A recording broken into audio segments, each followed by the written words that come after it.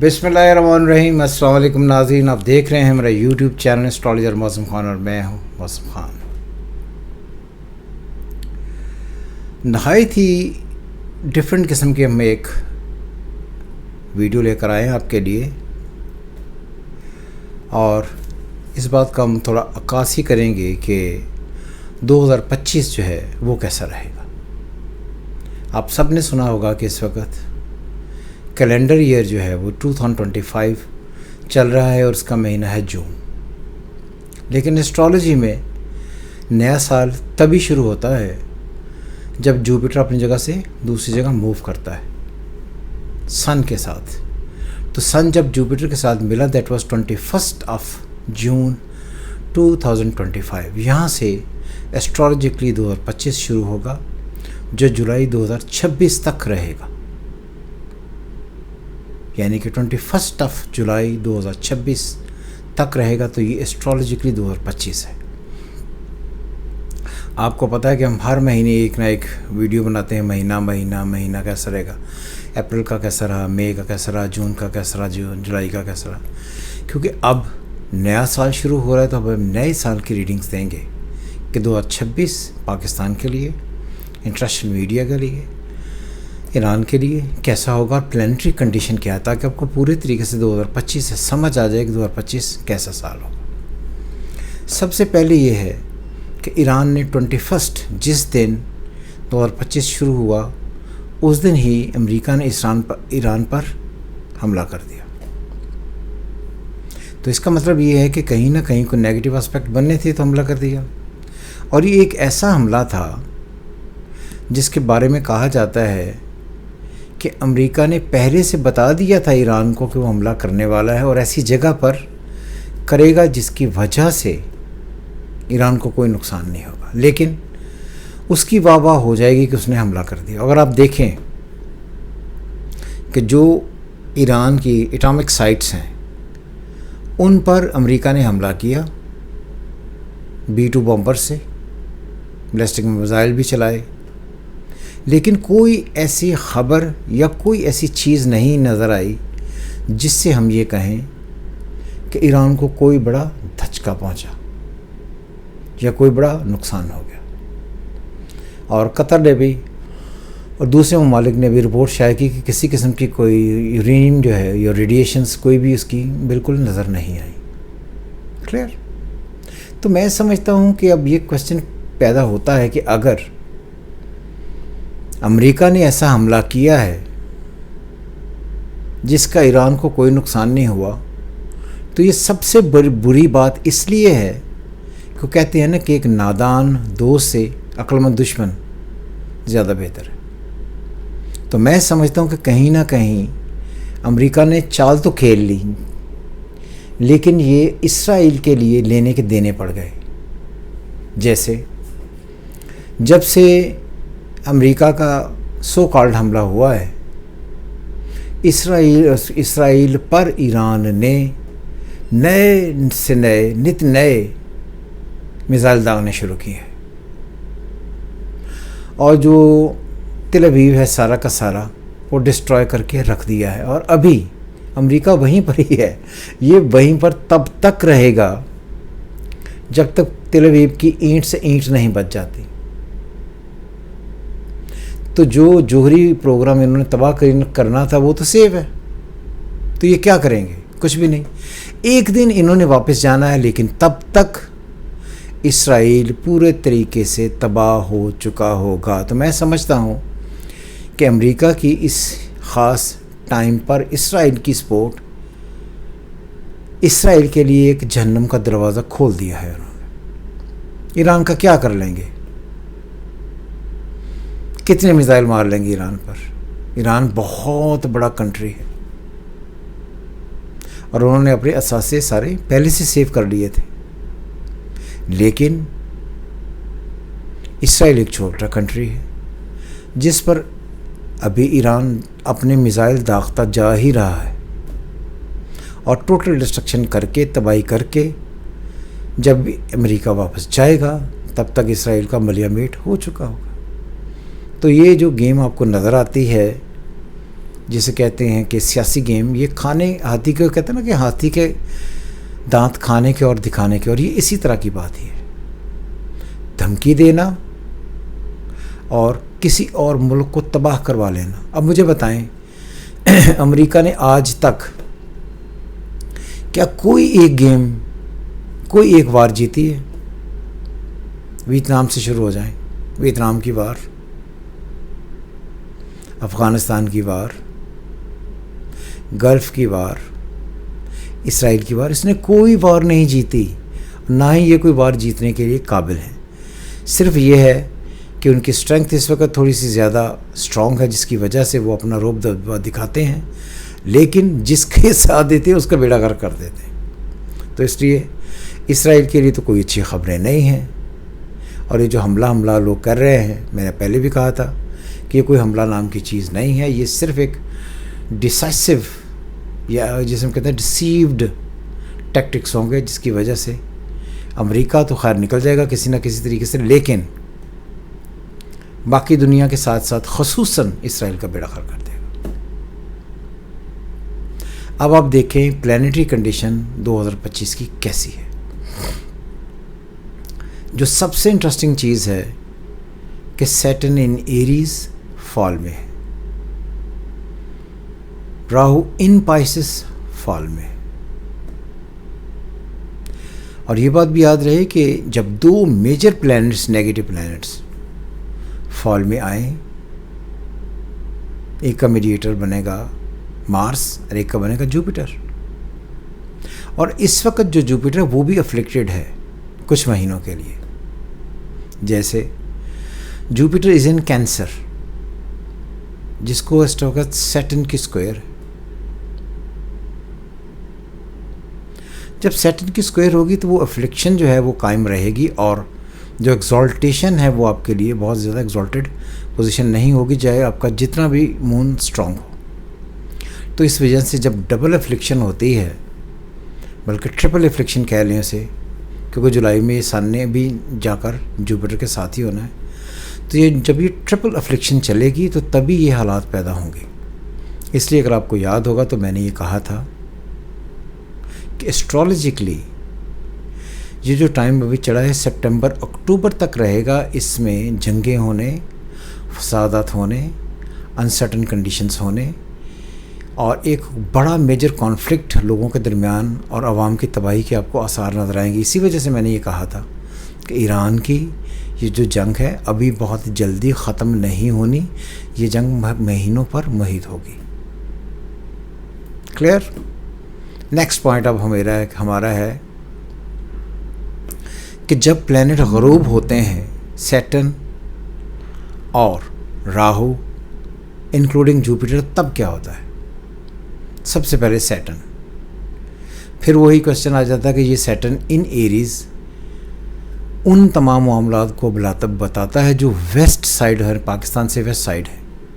अगर आप देखें ईरान, इसराइल, अमेरिका, ये पाकिस्तान से वेस्ट साइड में है सारे के सारे। राहु जब पाइसेस में होता है तो ये नॉर्थ ईस्ट को डील करता है। तो आई थिंक कि कहीं ना कहीं ये जो टाइम आगे बढ़ेगा, ये इसराइल के लिए, ईरान के लिए, अमेरिका के लिए बहुत अच्छा बिल्कुल नहीं होगा। ये हमने पहले भी कहा था कि इस बात को समझें कि एस्ट्रोलॉजी समझने की कोशिश करें कि नहीं होगा। जुपिटर जब भी अफ्लिक्टेड होता है तो वो ग्रोथ जो होती है, एक चीज़ों में बढ़ोतरी होती है, उनको स्क्वीज़ कर देता है, कमी लाता है, टेंशन बढ़ाता है, प्रॉस्पेरिटी छीनता है, खुशहाली छीनता है। कैंसर में हो तो वाटर की प्रॉब्लम्स लाता है, सैलाब लाता है, कैटास्ट्रॉफीज लाता है, डिस्ट्रक्शन लाता है, स्कूल्स को, कॉलेजेस को, हॉस्पिटल्स को, सोशल वर्क के इदारों को तबाह करता है। अगर आप इस वक्त भी देखें तो ये सिनेरियो इस वक्त चल रहा है, और ये जो सिनेरियो चल रहा है ये ग्रेजुअली आहिस्ता आहिस्ता आपके लिए प्रॉब्लम्स क्रिएट करता जाएगा। और ये प्रॉब्लम सिर्फ आप ही के लिए नहीं है, ये प्रॉब्लम सबके लिए है जो इस वक्त इस दुनिया का हिस्सा है। जब मंडेन एस्ट्रोलॉजी में दुनिया का हर्ष को बनाया जाता तो इट्स रेड फ्रॉम एरीज, और एरीज से चौथा जो है वो कैंसर है, तो चौथा होता है अवाम का। तो तो ये जो टाइम है, अगर आप देखें आवाम कितनी पिस रही है, जलील भी हो रही है, रोटी, खाना, पीना, ट्रैवलिंग, इन सब में प्रॉब्लम्स आ रही है। इसलिए ये बात याद रहे कि ये जो सिचुएशंस हैं क्रिटिकल से क्रिटिकल होती जाएंगी और अभी बहुत ठीक नहीं होंगी। इसलिए दुनिया में अब काफ़ी सारी तब्दीलियाँ अब इस ख़ास साल में, which is 2025, start from 22 of June and end at 21 of August, July 2026, यहाँ तक अगस्त में जाकर ख़त्म होगा। ये पूरा साल है। अब ये है कि अब नेक्स्ट पॉइंट कि हम पाकिस्तान के लिए ये 2026-25 कैसा रहेगा। Look at Pakistan planetary condition. Pakistan का जो चार्ट है उसमें sun in Leo, Mercury in Leo, Venus in Leo, Saturn in लियो।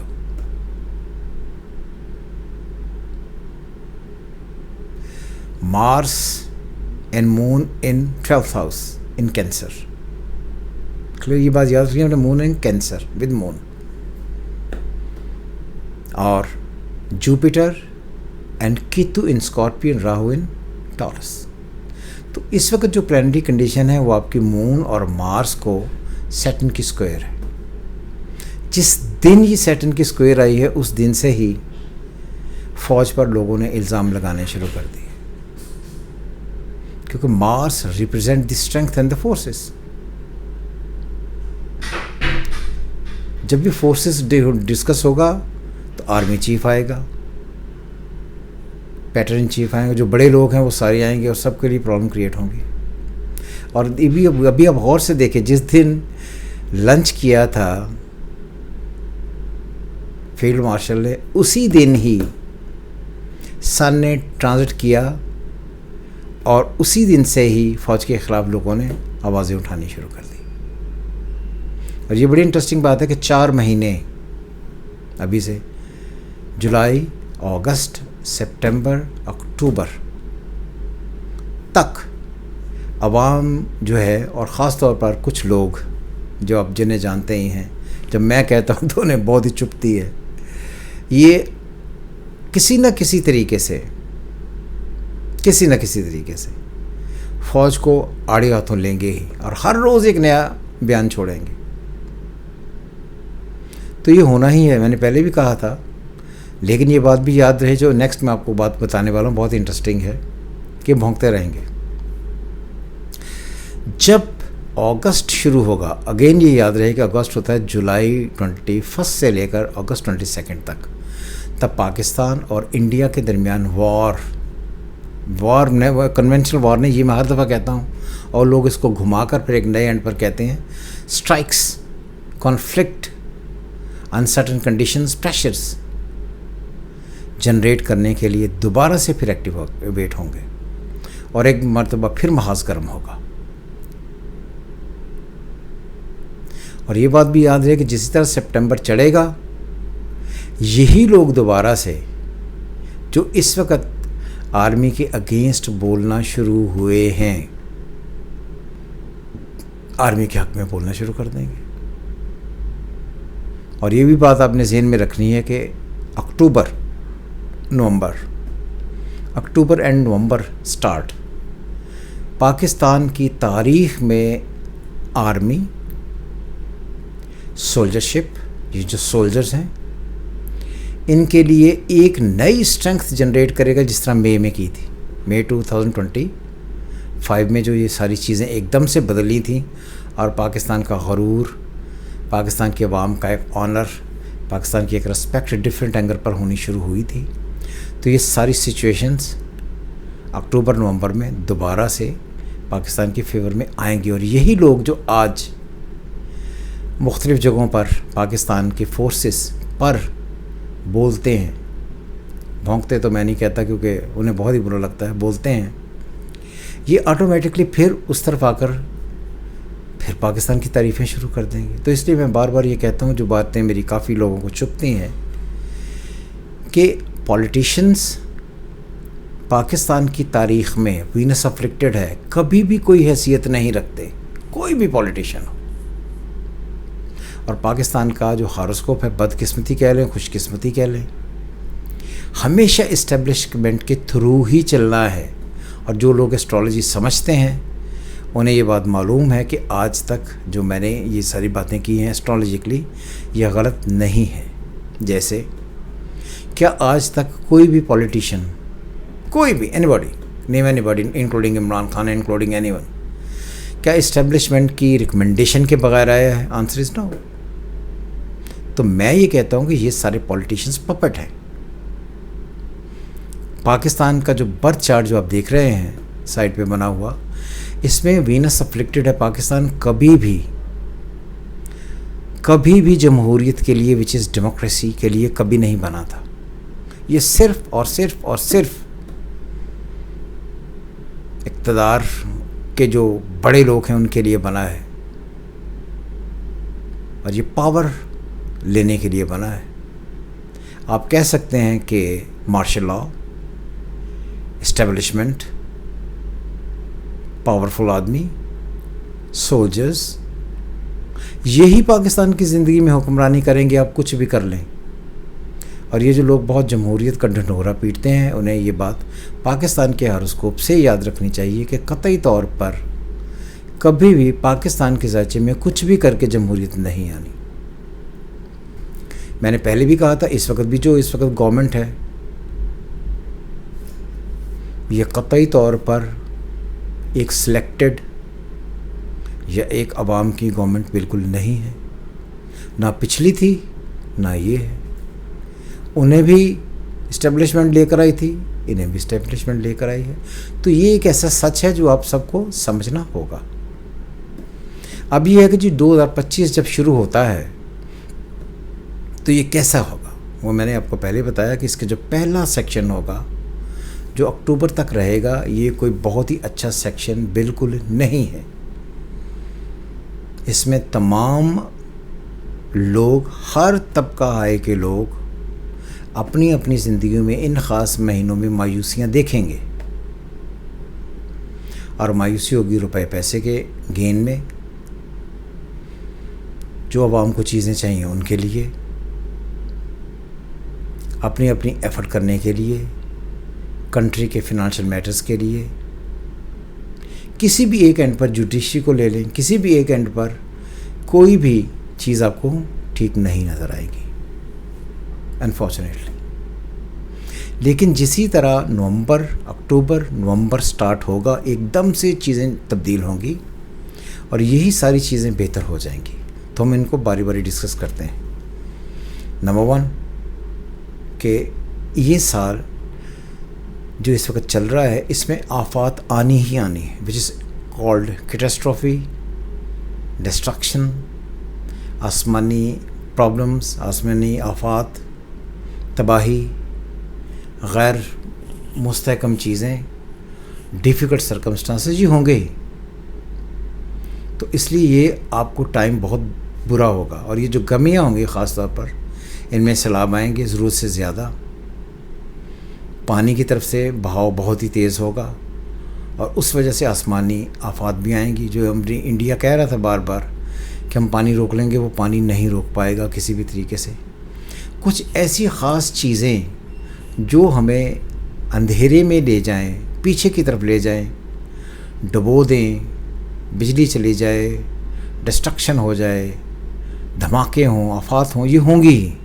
ये हमारा मुकद्दर है और ये हमने फेस करनी है। मुआशी हालात कैसे रहेंगे? मैंने पहले भी कहा कि ये जो टाइम अभी गुजर रहा है, अभी 4-1 महीने आपको मुआशी हालात में से शदीद प्रेशर रहेगा। टैक्सेस बढ़ेंगे, प्रॉब्लम और बढ़ेंगी, रुपए पैसे की जो इसमें औकात है थोड़ी उसमें और कमी आएगी। पाकिस्तान के लिए टफ़ टाइम होगा। पैसे जमा करके रखें ताकि आपको किसी न किसी जगह पर ये काम आ सकेंगे। गरीबों के लिए हालात कैसे होंगे? नंबर 2, गरीबों की बदकिस्मती है कि उन्होंने अभी थोड़ा और पिसना है और ये पिसते रहेंगे। और मुझे नहीं लगता कि कोई बहुत ही ज़्यादा जल्दी बहुत ही बेहतरी आने वाली है। ख़ुसूसन गर्मियाँ जो हैं ये गरीबों पर गर्मियों की तरह टूट कर पड़ेंगी। पैसे बहुत ज़्यादा खर्च होंगे, आमदन कम होगी, हर तरफ हाहाकार होगी और अजीब ही सिनेरियो होगा। अक्टूबर के बाद जाकर आपको रिलैक्स होना शुरू होगा, फिर पाकिस्तान की टेंशन इस जिल्लत से छूटेगी। महंगाई ख़त्म होगी कि नहीं? महंगाई अभी और बढ़ेगी। बिल्कुल 2025 जून से लेकर अक्टूबर 2025 तक किसी भी किस्म की मुआशी तरक्की होने, बेहतरी होने, महंगाई कम होने, बिल्कुल भी आपको ऐसा कोई सिनेरियो नहीं नज़र आएगा जिसमें सारी चीज़ें कम होंगी, बल्कि ये और तेज़ होंगी, बढ़ेंगी। तो हर तबका है ज़िंदगी के लोग ये कहते हुए आपको नज़र आएंगे कि हम फंस गए। प्लैनेटरी कंडीशन ऐसी है। बिजली और पेट्रोल की कीमतें बढ़ेंगी, रसाई कम होगी, शायद आप तक पहुँचे ही ना। और अगर आप तक नहीं पहुँचती तो इसका मतलब ये है कि कहीं ना कहीं तलब ज़्यादा होगी, रसद कम होगी। तो इसके लिए भी इस टाइम को बड़े एहतियात से, प्यार से गुजारें। प्रॉपर्टी और तजारती मामलात कैसे होंगे? प्रॉपर्टी और तजारत के मामलात भी बेहतर हो जाएंगे, लेकिन वही मैंने जो टाइम बताया आपको गुजारना पड़ेगा सबको, हम भी गुजार रहे हैं। हाँ, ये साल बैरून मुल्क ताल्लुकात, लोगों की ट्रांजैक्शंस, लोगों की तरफ पाकिस्तान में झुकाव, इन्वेस्टमेंट्स, ट्रेड, इनके बढ़ने का साल होगा। वो भी आपको ये सारा एक जो टाइम हमने आपको बताया इसको गुजारने के बाद। अब ये है कि हम बार बार नवंबर, अक्टूबर, नवंबर की बात करें, उसके बाद क्या होगा? उस वक्त प्लैनेटरी कंडीशन बिल्कुल फ्री हो जाएंगी और उस वक्त पाकिस्तान के साथ बहुत सारे लोग आकर मिलेंगे, आवाम के लिए अच्छी खबरें होंगी। और वही लोग जो इस वक्त टफ सिनेरियो में हैं, पैसा नहीं कमा रहे, अफवाज की अगेंस्ट हैं, फ़ौज की फेवर में बोलना शुरू होंगे और आहिस्ता आहिस्ता हम इस ट्रैक में से निकलना शुरू हो जाएंगे। और ये बात भी याद रहे कि अभी हम 2025 और नेक्स्ट ईयर 2026 में बहुत जल्दी बहुत तरक्कियों की तरफ नहीं जा रहे। टफ टाइम हमें रहेगा, हालात अजीबोगरीब रहेंगे, लेकिन ग्रेजुअली हम ट्रेड की वजह से दूसरों की फेवर से इस प्रॉब्लम में से निकल आएंगे और हमें आहिस्ता आहिस्ता चीज़ें बेहतर होंगी।